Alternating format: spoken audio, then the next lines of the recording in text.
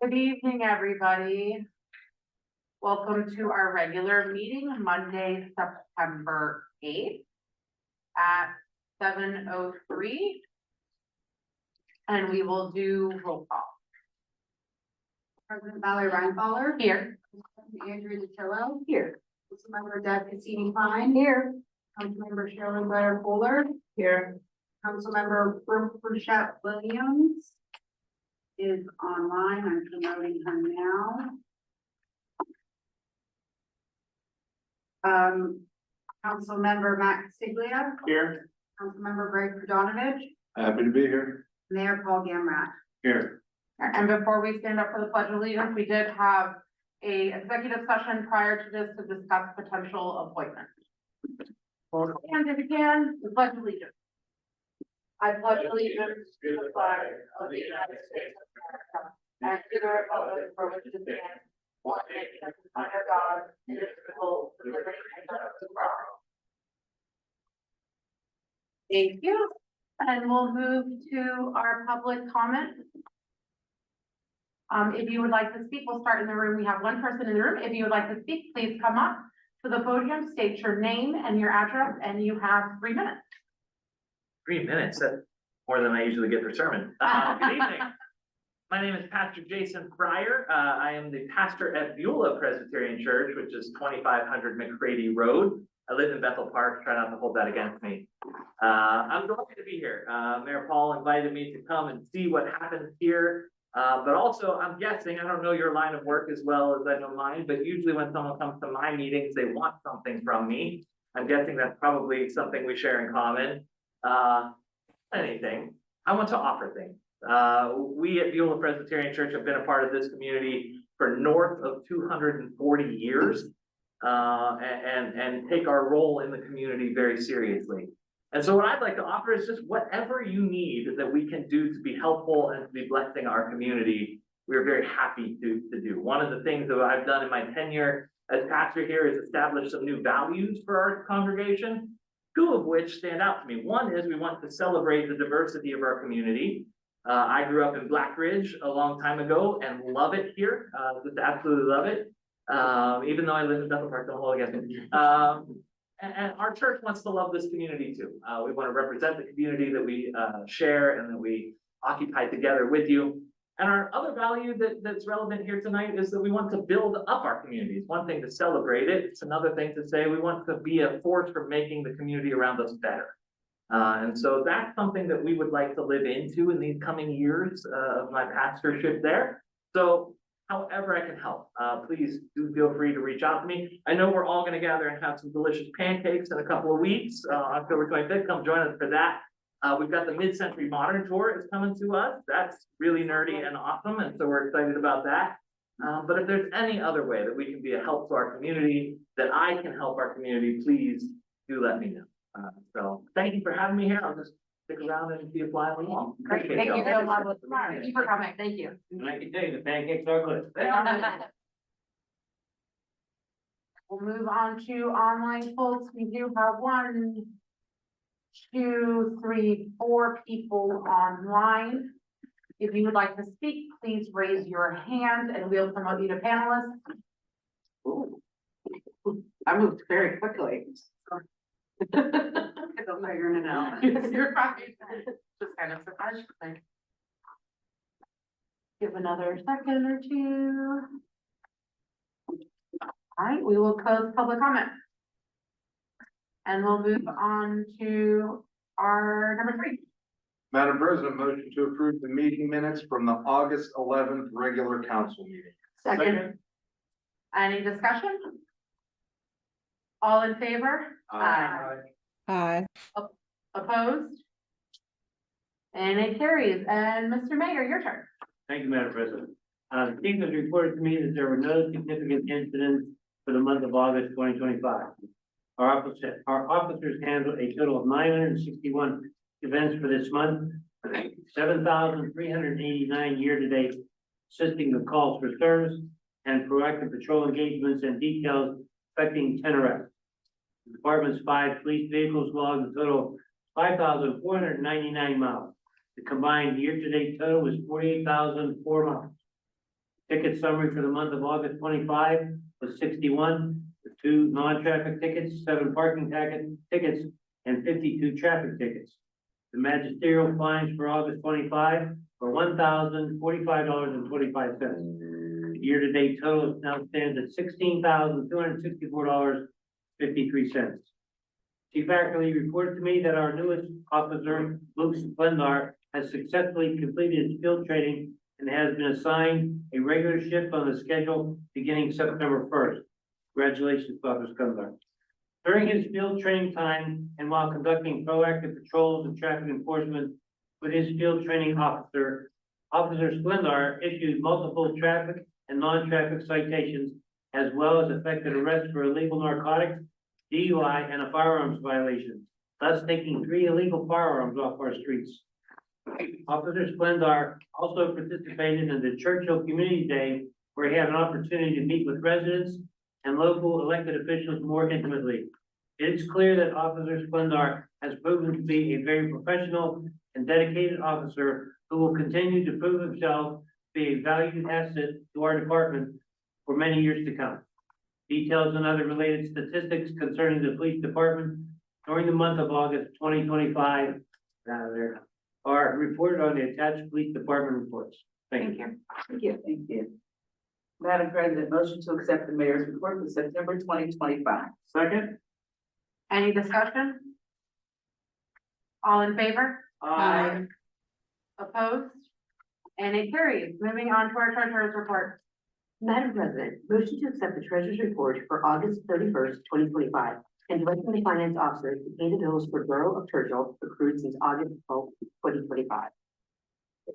Normal obviously the larger bills, Figliotti, $22,847.50, and Gateway Engineers of $15,576.50. Second? Any discussion? Point out one bank balance. We were rather large right now, that doesn't take into account the recent, transactions we had made with Alpha Stand. Right. So it's about a negative 2,500, that is the Any other discussion? All in favor? Aye. Opposed? And it carries. Moving on to our action item number 6.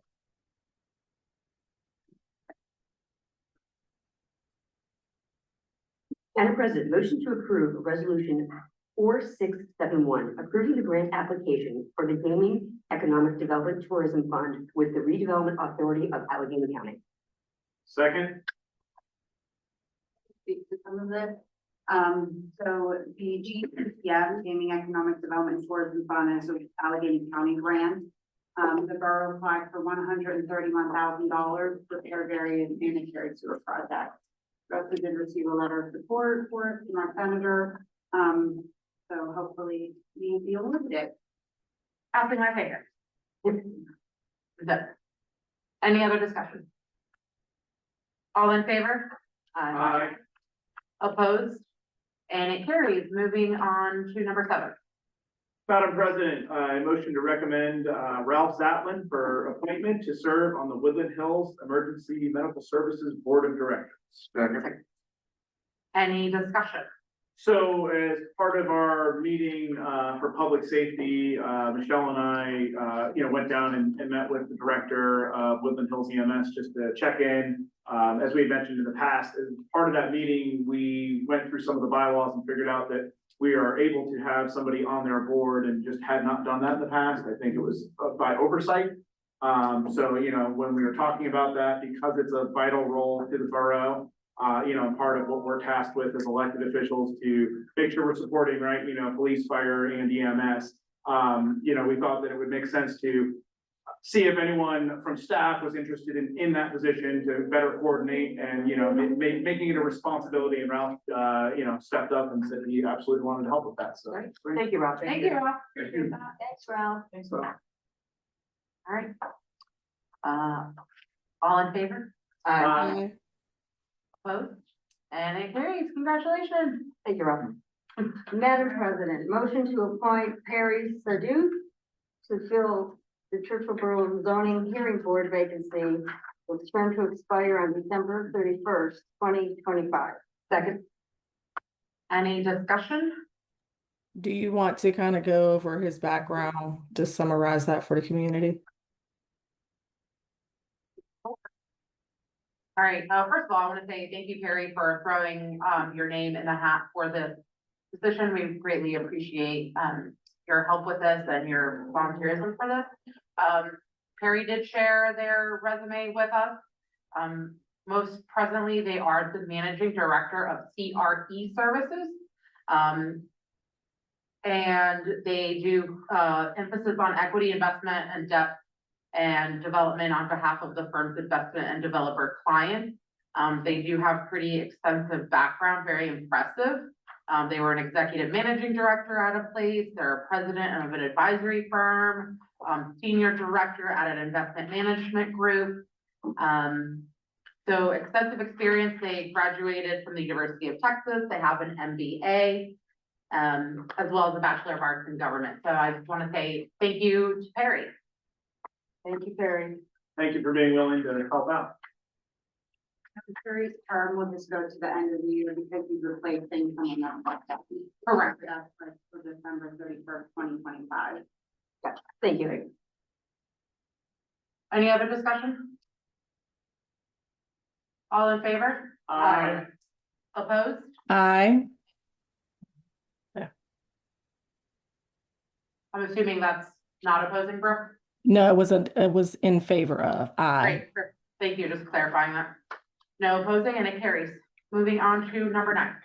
Madam President, motion to approve resolution 4672, acknowledging the minimal municipality obligation for pension funds pursuant to the Pennsylvania Act 205 of 1994, as amended for the year 2026. And just so the municipal employee pension plan is $139,447, and the police pension plan is $37,838. Second. Any discussion? I will state that the MMO, minimum municipal obligation, is the minimum requirement by law that we are required to contribute to the pension to make it fiscally sound. So there is a study that's done, and they provide us these numbers that we have to contribute for the next year to make our pension sound.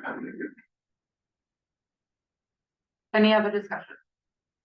I was just looking at the numbers and I think from last year, I can't remember which is which, but it was like $2,000 more than what we contributed last year and 4,000 or 5,000 more. So I think, you know, the smaller number with the smaller pension and the larger with the larger. So I think. It's just going up, yeah. Right, and I think that just shows, I mean, you know, when you're talking, 135,000 and we only have to go up by 4,000 or 5,000. That's the drop. Right, that our pension managers are doing, doing their responsibility and their job well, so that we're well funded. You know, there's lots of other municipalities that aren't in good shape with Yeah. pension plans, and, we've been blessed that, we have good advisors and. Absolutely. Thank you for that. All in favor? Aye. Opposed? And it carries. And we'll gonna talk about a couple things. Implementation of Churchill Borough street captains in times of emergency. Ooh. What's big about that?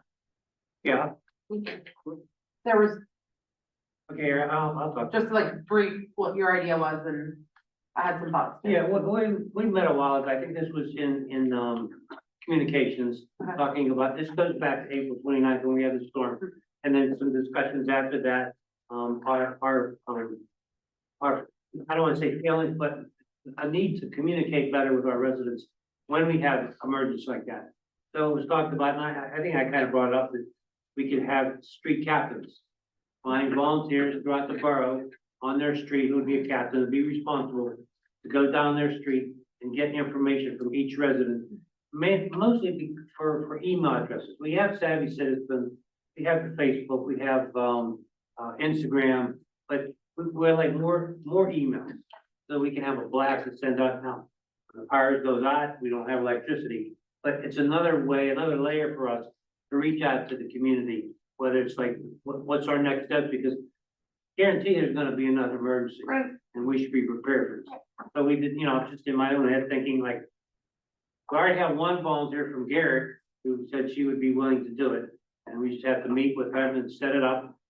If I can give some kind of little identification badge, proper paperwork to walk down to each house, and get the information that we want. Michelle's already provided, and it was in our binders, all the information that we would want from those people. It could be something like, I got a pet in the house, there are kids here, certain medications need to be refrigerated, all pertinent things that we could have on file without invading people's privacy. Right. Naturally, so, we don't want to go too far, but I guess it would be a volunteer program too. You don't have to be involved with it, but Right. for your own benefit, when we need to reach out to people, this is how we'll do it. I love the idea of it. I think there's things that need to be fleshed out, obviously, about it, and it's gonna be really hard to get one person for every single street in Churchill. So I would love for this to move for the Public Safety Committee to discuss it a little further. Get a little bit more specifics there. But, yeah, it's gonna take some time. Yeah, We're moving in the right direction. yeah, I would love to give it to the committee and they could take that over. Yeah, we can work with communications on that, and I'm sure management and government will have some input too, but certainly, I think definitely would want to be able to come up with maybe some training videos, or Right. even a small handout, a PowerPoint, like, hey, thank you for volunteering, here's how to do this, right? Structure behind it. Structure, yeah, And they can even have teams, like, right, you're gonna have just one person walk, maybe you get another one of your neighbors to walk Right. with you. So there's two of you going with each Right. other. And like the mayor said, I think a lot of this did stem from what we were hearing from residents. Yes. About a need to communicate with individuals that might not have as much accessibility as others. So maybe if there's an elderly resident, maybe this street captain would have to knock on their door because they know they're elderly and they don't have a cell phone and internet, stuff like that. But it would be completely volunteer based. So Thank just to add to the conversation, I think that this is a wonderful idea. I think that it has a two-pronged approach. One, it could be used for emergency, but it could also be used as a way to educate and get information out to residents about what's happening in the borough. I think we rely a lot on the electronic means of communication versus being able to have potentially a door-to-door approach to get information about public meetings, things that are happening in the borough that are impacting the homeowners that live here. Absolutely. Oh, yeah. Yeah, it could have a lot of reaching out points from, Right. not just gathering information, but like Brooke said, other things that we can. do as Absolutely. Well. I love it. I think it's wonderful. Nice idea, Mayor. Yeah. Thank you. We'll move on to 11, and Zenny, you're up. Thank you, Madam President. I like a little intro when getting stuff ready. In the infrastructure.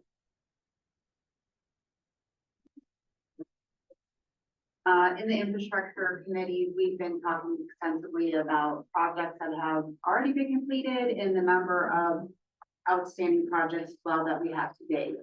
So after extensive discussion in the committee, it was asked that we have a brief presentation about what we've actually accomplished and then what we still are looking to accomplish and the timelines with that.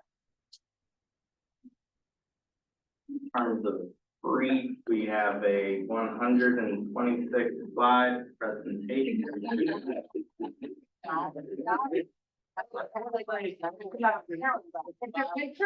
Motion to adjourn.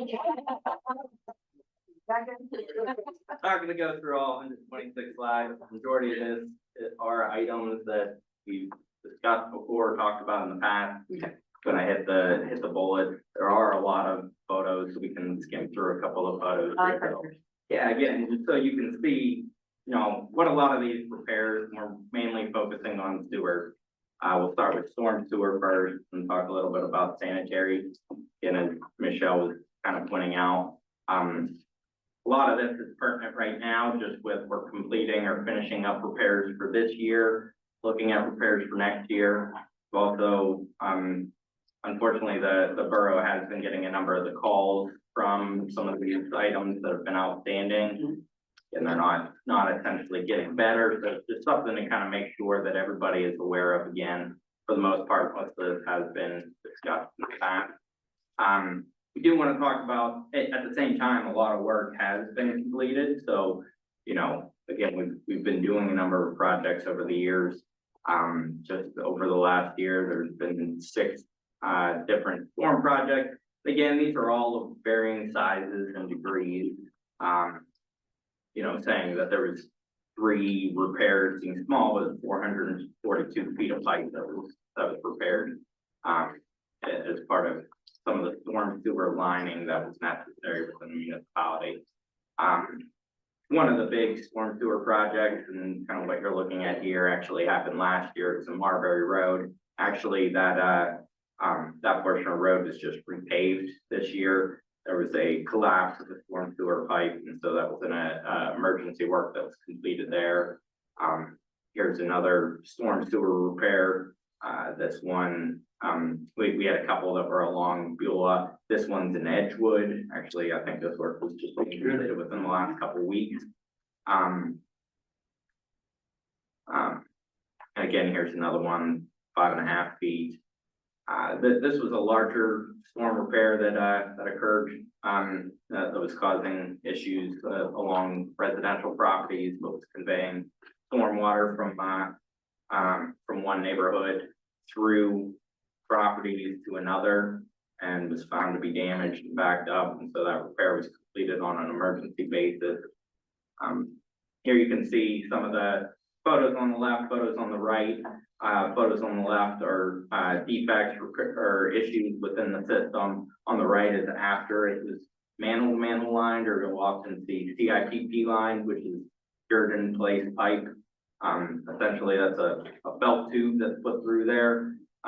There's a resin within it, and when that resin is activated, it hardens and essentially becomes a pipe within the pipe. So you're getting a full rehabilitation of that entire line.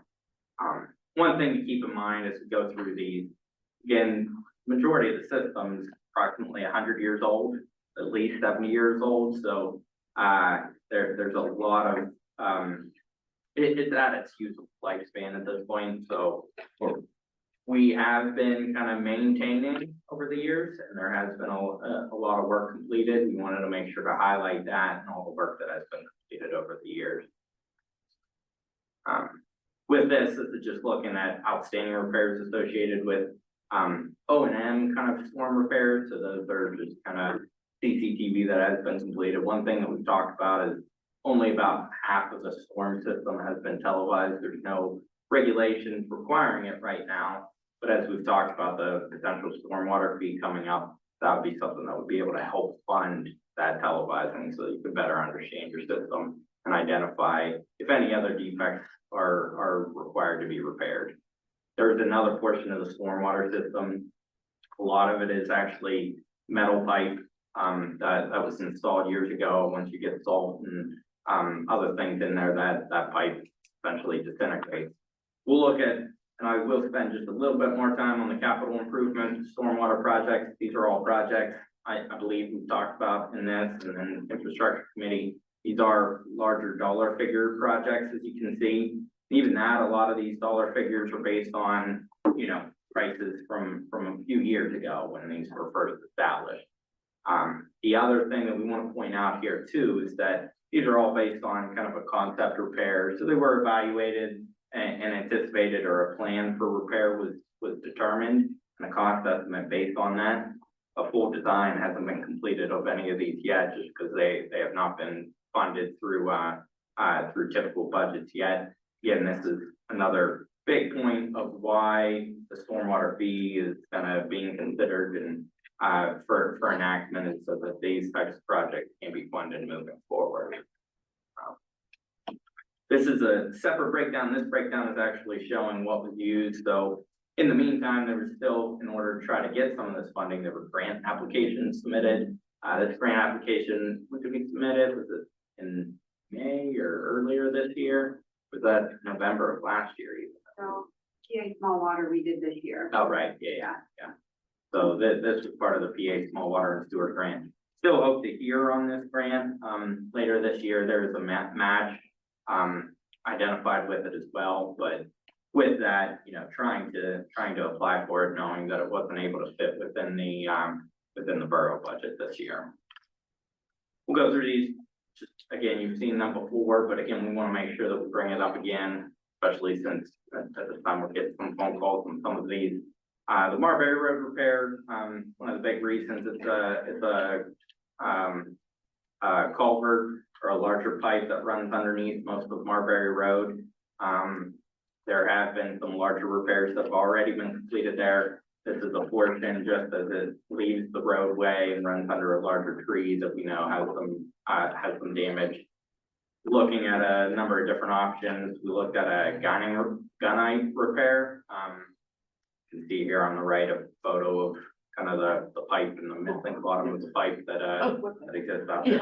It's actually a photo from 2022 as well, so we've been kind of talking about it since then. Again, trying to look to get these repairs completed. So it's just something where we know it's not getting better, and wanting to try to identify these for future repairs. This is one we often call this Camelot Court. It's actually more Beulah Road. It's the culvert that runs along Beulah Road. Just happens to be on a property that's identified as Camelot Court, in the backyard of Camelot Court, abutting Beulah Road. With that, this again a photo from 2021 of the collapsed pipe. There was an excavation performed at least to resolve the sinkhole that was forming at that time. Again, the pipe was not repaired. It's a larger diameter or larger repair that will be necessary. About 70 feet. Ideally, it would be the manhole to manhole line, or structure to structure line, about 305 feet of that. Nottingham Drive is one where we actually received a call just recently. We're back out to revisit the property. The 15-inch storm sewer that runs between two properties that has had sinkholes over the years. That those have reformed. They were previously filled and have reformed. Again, the portions of the pipe that are missing there. That, due to kind of the proximity of the homes, could not be repaired in kind. So we did have a plan associated with that to re-divert the flow and run it just a little bit further downstream. Again, with that hasn't been fully designed, but would be one that would be higher on the priority list based on the recent issues. Kingsdale again has received recent calls of the issue becoming worse there. This was one where there was a phase one portion that was completed.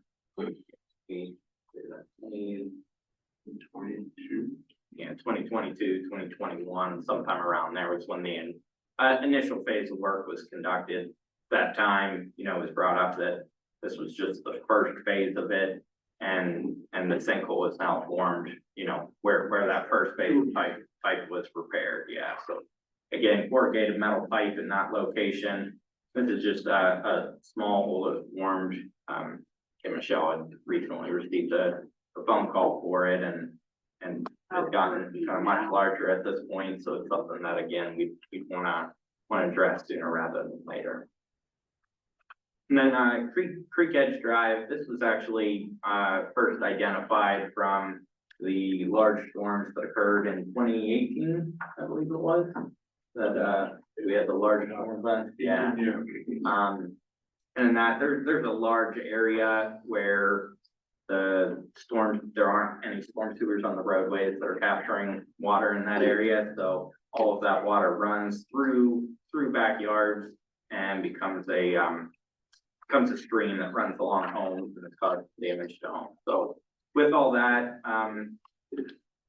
again, this one probably has the least amount of full design, but the idea would be to install a stormwater pond in order to collect some of that flow where it made it into the stream. That's everything stormwater related. Move on to sanitary unless there's any questions real quick on the stormwater first. finish them so that when we go through, we can Okay. make it real quick. Yep, for sanitary repairs, sanitary O and M, again, you're mandated to, perform 10% of the system CCTV per year. With that, there are repairs or defects that are identified, and, the borough has been completing those repairs on a regular basis. Have contract complete, get a number of manhole to manhole liners, as we just discussed. With that, here's a number of the pictures associated with the repairs that were completed over the last year. The lining repairs. With that, the sanitary O and M outstanding repairs, this again, these are proposed repairs for future years. There are bigger number items associated with these, but a number of those repairs are in the kind of the later buckets. We try to put it in buckets in terms of prioritization. A number of them are structure repairs. Just when Churchill was first established, typically they did not put manholes at the end of lines. They just put lamp holes or just end of pipe. The issue now is when you try to televise that line or view that line, you only have one point of access. If there are any defects, oftentimes you cannot complete full televising of it. So, with that, there's a cycle where it goes every 10 years, you're required to televise the system. As we're coming around to that again, we're going to identify a number of segments that we still can't televise. And with that, just a couple of the repairs associated with defects that we see on a regular basis within your system. These are varying defects, but with that, we talked earlier about the GEDTF project or grant. The initial basis of these repairs was what was used in terms of determining the scope for that project. So again, trying to identify grant funding that could be associated with these repairs. So again, I'm not going to go through all 120 something slides, but that was plenty enough as is. Just trying to again get this back in front of you, and as we're looking at the stormwater fee again and the associated repairs with that, and then just so everyone does have that understanding of the annual repairs and annual work that is required. To this point, municipality has been maintaining, but there's always those.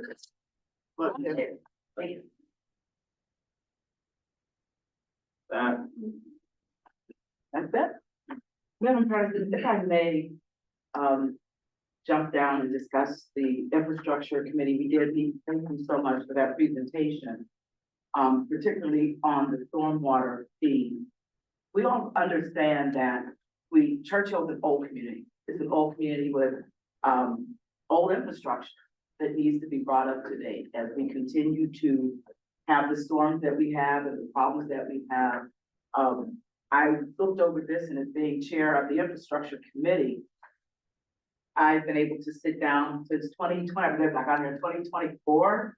So I've been on the committee for a little over a year.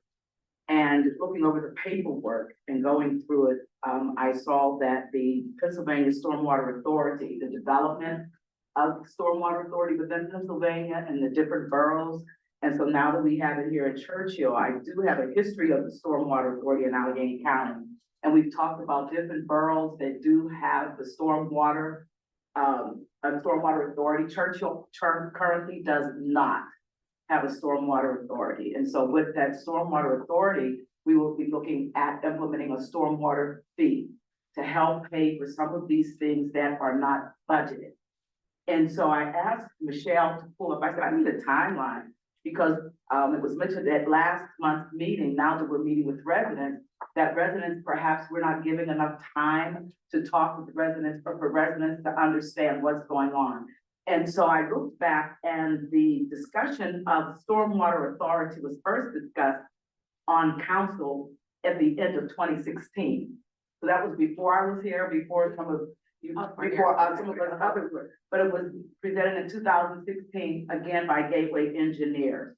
I'm not gonna go through, I'm not gonna go through a long presentation, but 2016, 2018, November 1st of 2021 through the ending of 2021. And then beginning of 2022 is when I came on and began to between 22 and 24. I came in on 24. And so then it was put on the table that we would move forward with the stormwater, looking at a stormwater authority and the stormwater fee. We did have a wonderful presentation against, I don't think it was as long as that one, but we got a very good understanding, and that presentation was done at a workshop, I believe. And so that workshops are advertised, and the community does have access to those workshops and to see what's going on. Now, Michelle, I don't know if residents can get a copy of that presentation that was given by Gateway then. I believe it was in 2025, the beginning of 2025.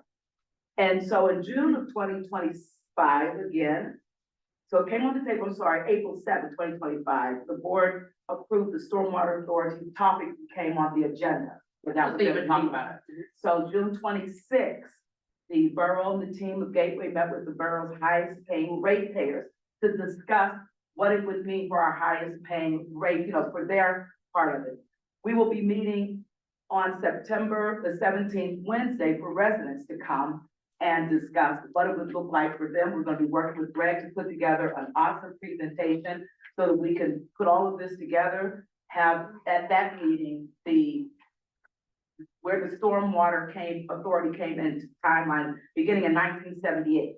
So some of this stuff is before our time, the stormwater fees and putting it together. But with that being said, the borough at this time has 2 outstanding lists of non-budgeted repairs.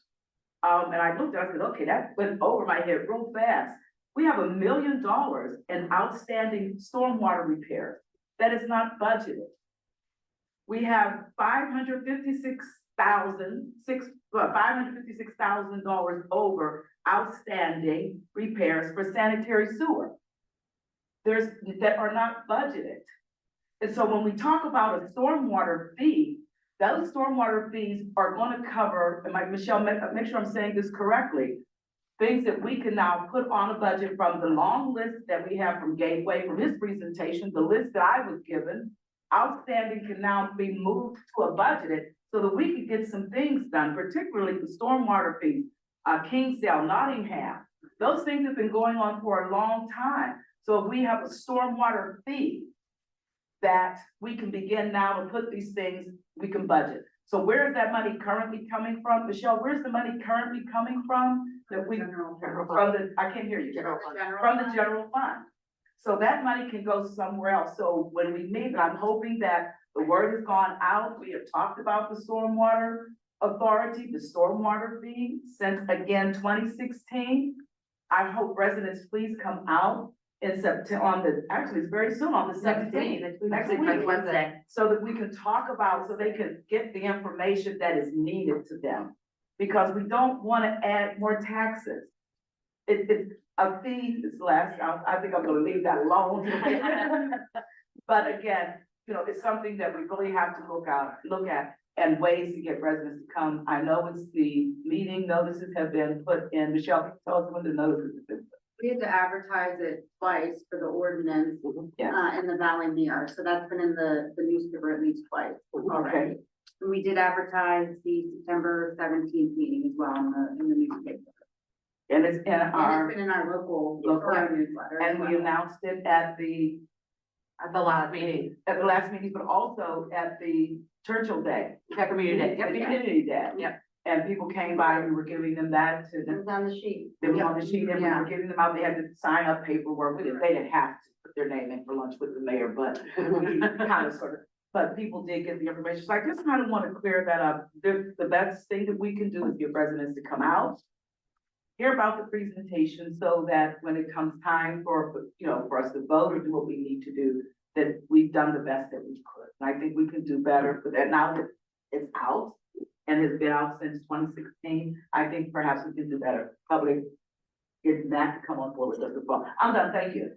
And I think, thank you, and I think it's important to know that, right, this doesn't exist right now as we speak. We are just talking about it, we're educating residents about it as best as we possibly can. So nothing has been voted on, this does not exist currently as of yet. Thank you. Thank you. All right, we'll move on to our discussion items, study. I talked quite a bit. So before we move forward, I have a question about the PA Small Water Grant that you all submitted earlier this year for the capital improvement projects related to the stormwater. Is there an estimated timeline for when that grant application will be approved or denied? When you'll receive information about the status of the application? Typically with PA Small Water, the Commonwealth Finance Authority approves that grant. The committee will meet prior. As everyone knows, the state has not passed the budget yet, and it seems that there is it's not in the future from what we're seeing. So it is unlikely from individuals I've communicated with that we will be hearing anything from the CFA coming up. Okay. So it is on a hold. Thank you for that. And then to add to what, or not really add to, but to provide some additional information, I heard what Councilwoman Blair Fuller stated, but my understanding is that the Clean Water Act was implemented back in 1972, which is kind of where this whole focus of addressing stormwater issues came into play.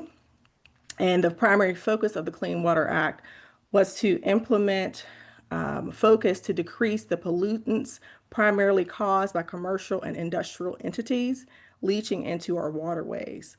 And so, given that the primary focus of this act was related to the commercial industry and larger areas of land, the stormwater fee needs to be narrowed and tailored to those specific properties, with some continued allocation of a percentage of the residential property taxes that are currently being paid by Churchill residents, allocating those dollars to stormwater projects that need to happen. Additionally, the Pennsylvania House, there are two bills, Bill 990 and 991, that is exploring legislation regarding municipalities other than first-class townships being able to assess a stormwater fee without the need to establish a stormwater authority. So my suggestion is that more attention and lobbying efforts need to be done by council members who support implementing a stormwater authority to talk with our state legislators about moving that bill forward. So that way, this local municipality of 3,500 residents is not charged with the cost of creating a stormwater authority.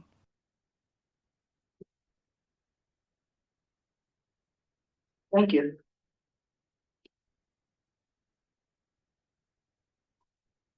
All right, good.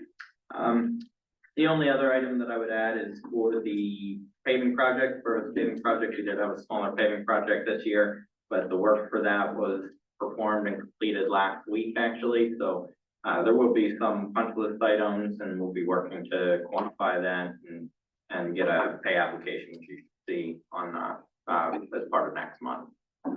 Do we still have line striping to do, or is that done as well? Line striping still needs to be performed. The rejuvenator was already completed. So the line striping is something that we haven't received the schedule yet from the contractor, but we hope to get that identified here for the next month. That'll still be this year though, That'll be this year. They're under contract, and I forget exactly when the deadline for that contract is, but we wanted to complete it before the snow flies.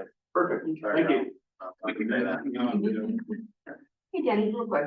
So right on Viola, right in front of, we can see it from here, where they had replaced that pipe. There are no lines there, and I've lived here for 21 years, and I've seen people in the wrong lane so many times because there's no lines. Is there any way we can get even temporary gate there, because it is?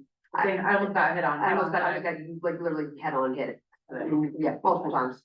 Yeah, and we've been in, communication with the gas company who's performing that work and their restoration company. Try to identify the schedule for that. That is a, state roadway piece of that, but at the same point, we'll make sure that we bring that to their attention. I think after the last meeting, we kind of brought it up, and since then, they had actually done some additional restoration. They at least put regular asphalt in their surface. Yeah. And patch that was there, but that's a good point. I'll make sure to bring that up to them, see if we can get a temporary line striping and make sure that they're aware of the concerns. Yeah, because anytime anybody turns into there from either side, they're just, Yeah, Free yeah, fall. they need Head to on. delineate it some way or another. yeah, there's some, Yeah, at this point, already it reflects tape. yeah, it's even worse at night, Yeah. Company that we're working with, that's Saving People's Gas Project, has been pretty responsive to our needs. So That's I'm great. sure reaching out to them, they'll hopefully. Thank you. Thank you. Awesome, Sprout? Thank you, Madam President. Fire department had 50 calls last month, we had 432 for the year. We had one significant call last month, we had a accident at Graham and William Penn involving a city fire truck. And we had somebody trapped in the car and we had to cut the person out. They're doing okay, so that's a good thing. Under Public Works, guys are out this week doing catch basin cleaning, they got the Vector truck from the COG. So that's part of our MS4 consent we have to do. So there'll be, you'll see them run the borough with the Vector truck cleaning up the catch basin, checking and make sure they're okay. Next week, the guys will be out, we have the crack sealing machine coming in, so you'll see the guys out doing crack sealing in the borough. Okay, great, thank you. That's all I have right now, thank you. Chief? Nothing, Madam President, I appreciate it, thank you. Michelle? Thank you, Madam President. Just a couple things I wanted to talk about. So last year, council was awarded the Moore grant. It was like, it's an energy efficient grant. We did have an energy audit completed and we just got the results back. Took a little bit longer, but they finally came back. I believe I shared it in the binder for everyone to see. So that was a free audit that we were able to receive. There's another part that we could follow up with if council wishes to do so, that they give us a very low interest loan if we wanted to complete some of those projects. The biggest one was the windows. Yeah. Yeah, I think it's, thank you for bringing that. It's important to note when, a lot of the times we get funding for audits. And these audits really help us apply for grants. That's what a lot of it is used for. So we take advantage of that, to be able to get money elsewhere. right. Yeah, the biggest for the windows and other things, but we'll see what our next steps are with that. Yeah, how old are these windows? Original, right? Original to the building, Yeah. yes. 1972. 1972.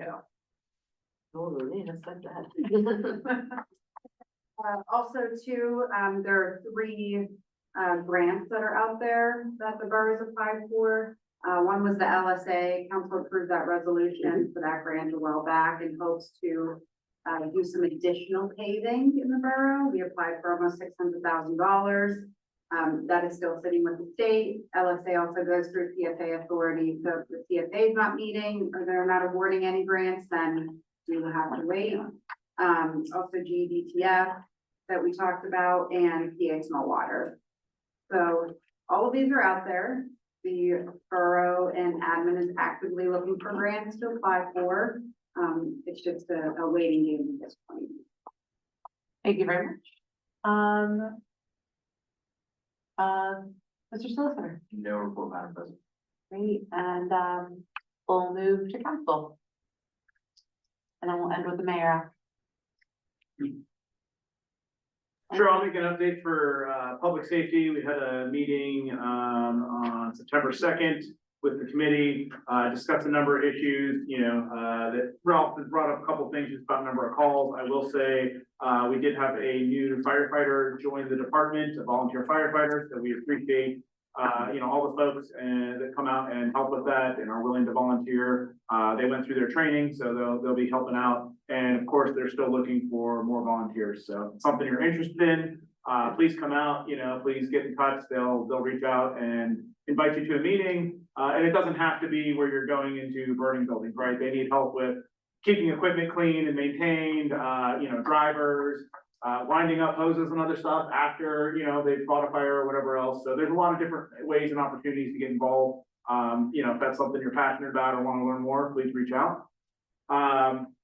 As far as, I'll just mention, the chief took a moment to just update the committee on commercial vehicle enforcement. So far, since we got Officer Lewandowski trained in that and then bought the scales, we've had 51 commercial vehicles that were pulled over for inspections. excuse me, 53, out of those 53, 51 had violations.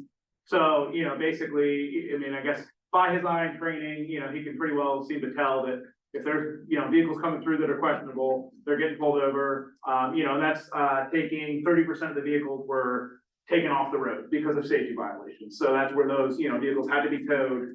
And that's, that's protecting the community. It's making sure we don't have trucks that are dangerous driving through our community on these roads that can hurt somebody. So, that was a good update and I appreciated him sharing that and, Officer Chris Lewandowski's, commitment to that and getting trained in that, it's something he went out and, saw it on his own and asked, hey, I want to get more involved and do some of this work, so.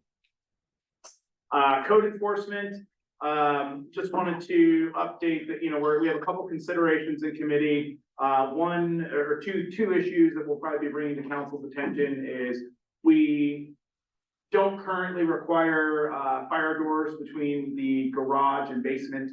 That's pretty typical for residential, so that's something we're looking into. And there was one other that slips in my mind, but I'll update.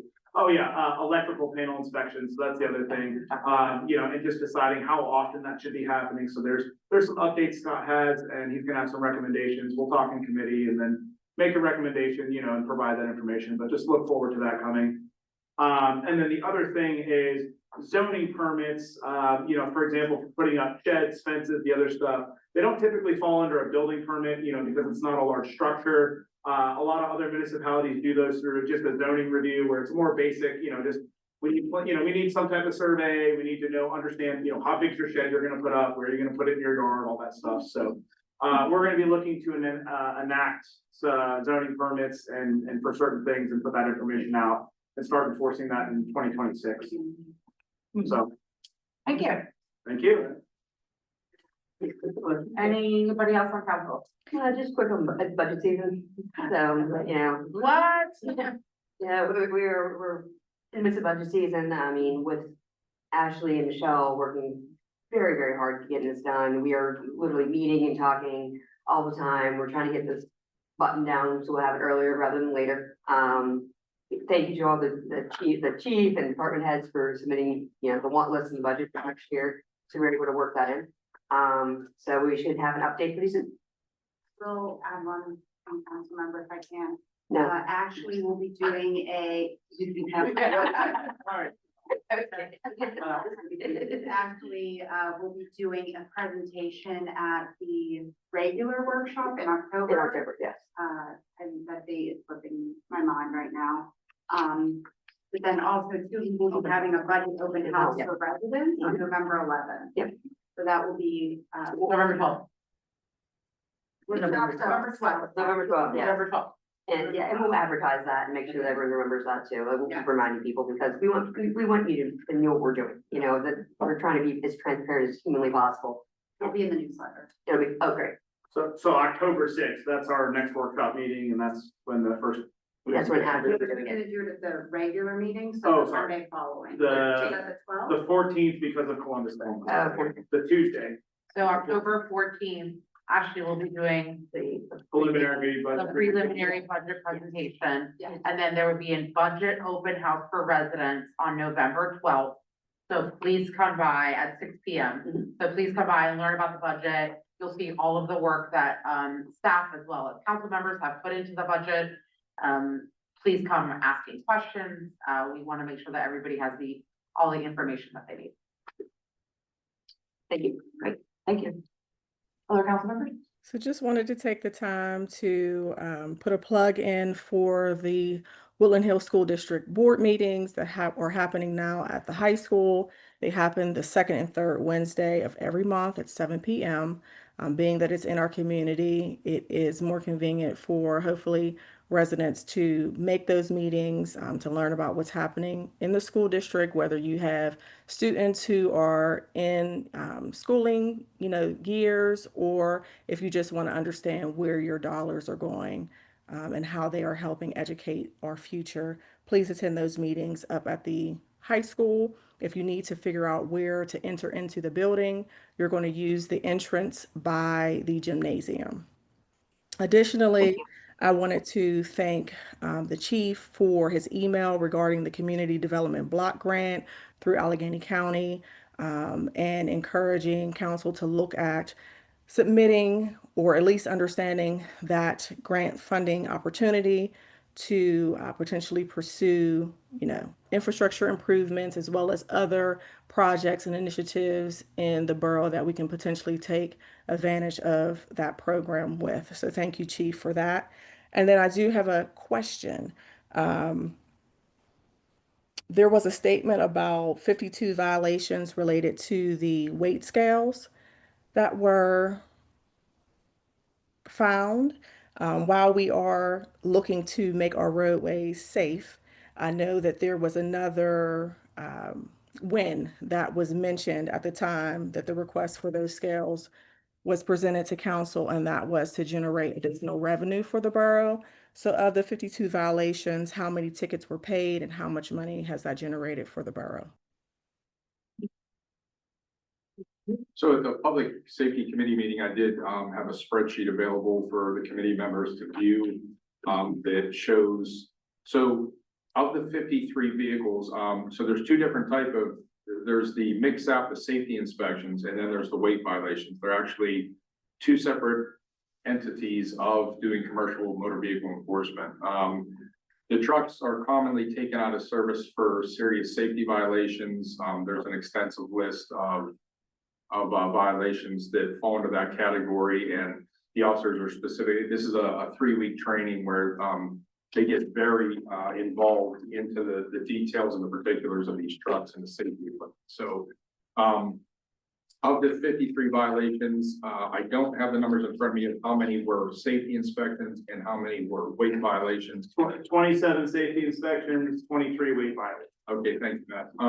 So from that, there was a spreadsheet made available that showed the amount of fines that the citations were written for. Of those, the defendants that did respond to those citations, many of them are still pending a court date. Many of them are still pending a disposition, waiting for the defendant to either plead guilty or not guilty. Of the ones that do have a disposition and had a court date already, it shows the fine that it was the initial violation was for, and then at the hearing, what fine was attached by the judge. So there's a couple of different numbers involved there, but I do know, I think I can't remember if it was the weight or safety. We've already exceeded the amount that we paid for the scales. Yeah, so to date, we've collected just under $30,000 in fines. Then like you said, there's still a number outstanding, and a lot of those cases wind up in front of the magistrate where there's settlements or possible reductions. Right. I did want to just clarify though that this isn't a revenue generation area. This is recovery of funds, because these trucks go and damage our roads, right? So this isn't, we don't ticket people to generate revenue. Correct. No, Yeah, I wasn't suggesting that, Matt, but thank you, Chief, for providing that information. Thank you for the work that you're doing. It's good to know that in addition to making sure that our roadways are safe, you're also bringing in some revenue for the borough that we can utilize to ensure that we are moving forward with the projects to keep our community safe as well. So thank you, Chief, for that. Sure. Any other council members? Yeah, I had a big weekend in Churchill this weekend. It is the first mid-century modern home tour. Festivities start Friday and run through Sunday. It is sold out. The soiree on Friday, the house tour on Saturday, and the speaker series on Sunday. I think may have a couple tickets left. I wasn't sure. They didn't have a number for me, but I also wanted to invite the rest of the residents. They food trucks at St. John Fisher that day, or for anyone. You could just come. They're going from 9 a.m. till 2 p.m. Couple different options. There's a coffee truck, one that has like French fries and like basic stuff, and then there's a Greek and Middle Eastern food. So yeah, if you're around and you want to grab a quick bite to eat or a coffee in the morning, feel free to stop by. Like I said, there's no ticket involved or anything. You could just come and eat. And the other thing I wanted to announce, just so that we could get it out as much as possible, the Deer Committee is actually going to be having a guest speaker from the USDA on October 9th at 7 PM in the Yagel Room. So, hopefully, you know, that's, I know the presentation is titled Coexisting with Wildlife, so that's kind of what the gist of it is gonna be, but, yeah, come by, get some free information, arm yourself with knowledge.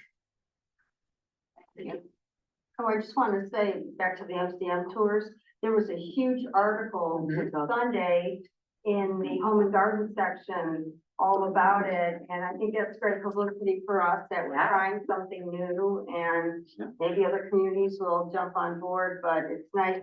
And can't say enough about, Michael O'Brien and Joe Kolonicki, who are on the rec board, who put this together, and Janet Hall, to get this, this is the first effort, and it's really sold out. exciting. 250 people sold out. That's incredible. Of our community, so I think that's terrific. That's awesome. Yeah.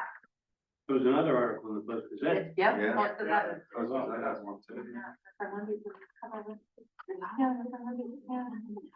So just want to double down and give a shout out to Michael and Joe. They are neighbors here on Marbury Road, and just wanted to, you know, say congratulations on such a wonderful event and effort. I know that everything will be wonderful. And I think, as everyone has said on council, this is a great opportunity to showcase Churchill and the beautifulness of our architecture in our community.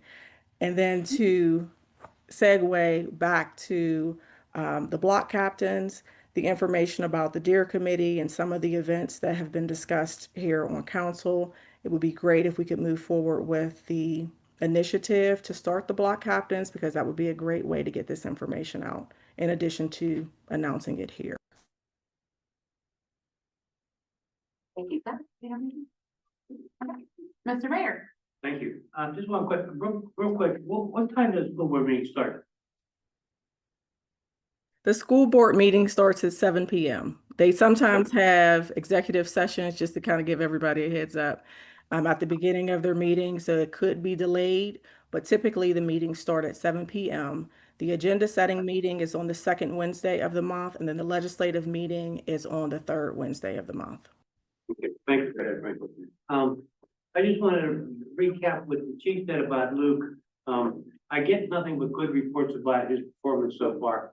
I've had several conversations with him, just him and I, you know, along the way that, you know, when I see him in the building. From what I'm talking to, he really likes it here in Churchill. So glad. He's very happy here. He fits right in. I asked him to get to know his way around, get to meet the residents. He's just real ecstatic about his job here in Churchill. So I think we're pretty glad to have him. Thanks, Chief, for getting through that whole process to getting him on board. So we're looking forward to that. And as Greg mentioned, mid-century modern tour, it's gonna be bigger than big. Yeah. In the borough. It's something I talked to Michael yesterday. It's outside of the borough. Yeah. People are coming from other places. Right, to be here. To witness this, to go on these tours. And we've lived here, some of us 40 years, 30 years, 10 years, whatever. We didn't realize that this is right in our backyard. Yep. Like this with the church. How many years up there with the church? 200 some years? 40. It's 43. Named Churchill, named after the church all day. Church on the hill. That's right. That's what it is. So, other than that, that's good. I'm gonna be short to it. All right, thank you. Oh. Anybody else?